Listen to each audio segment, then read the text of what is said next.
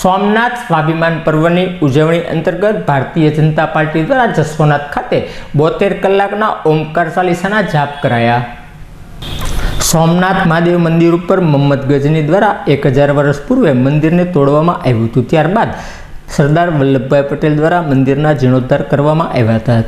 પછી નરેન્દ્રભાઈ દ્વારા સોમનાથ મંદિરના વિકાસ માટે કોરિડોર બનાવવામાં આવ્યો છે। તે નિમિત્તે દેશના વડાપ્રધાન નરેન્દ્રભાઈ મોદી તારીખ 11 જાન્યુઆરીના રોજ સોમનાથ ખાતે સ્વાભિમાન પર્વની ઉજવણી કરવાના છે, જે અંતર્ગત ભાવનગર ખાતે ભારતીય જનતા પાર્ટી દ્વારા પૌરાણિક મંદિર જસોનાથ મહાદેવના સાનિધ્યમાં ઓમકાર ચાલીસાના મંત્ર અને જાપનું આયોજન કરવામાં આવ્યું હતું, જેમાં મોટી સંખ્યામાં ભાવિકો જોડાયા હતા। તેની સાથોસાથ શહેર પ્રમુખ કુમારભાઈ શાહ, મેયર ભરતભાઈ બારડ સહિતના ભાજપના કાર્યકર્તાઓ પણ જોડાયા હતા।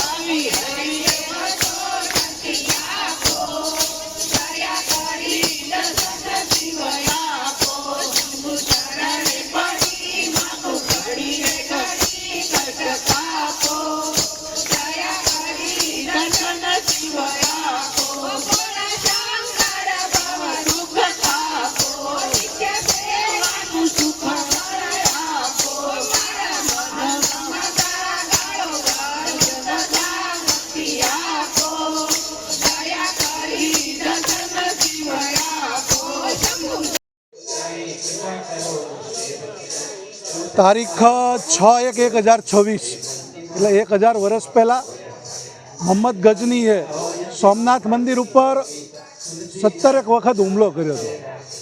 ત્યારે આ 1000 વર્ષ જે શૌર્યના છે તેની માટે થઈને આજે 8, 9 અને 10 3 દિવસ 72 કલાકના સોમનાથ મહાદેવ અને મહાદેવના અખંડ જાપ અહીંયા જસોનાથ મંદિર, જે 135 વર્ષ કરતાં પણ પૌરાણિક છે, ત્યાં ભારતીય જનતા પાર્ટી ભાવનગર મહાનગર દ્વારા 72 કલાકના અખંડ જાપનું આયોજન થયું છે।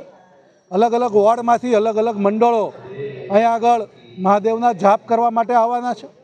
અને તારીખ 11/1ને રવિવારના રોજ આદરણીય નરેન્દ્રભાઈ સોમનાથ ખાતે શૌર્ય યાત્રા કરી અને મહાદેવના દર્શન કરવાના છે.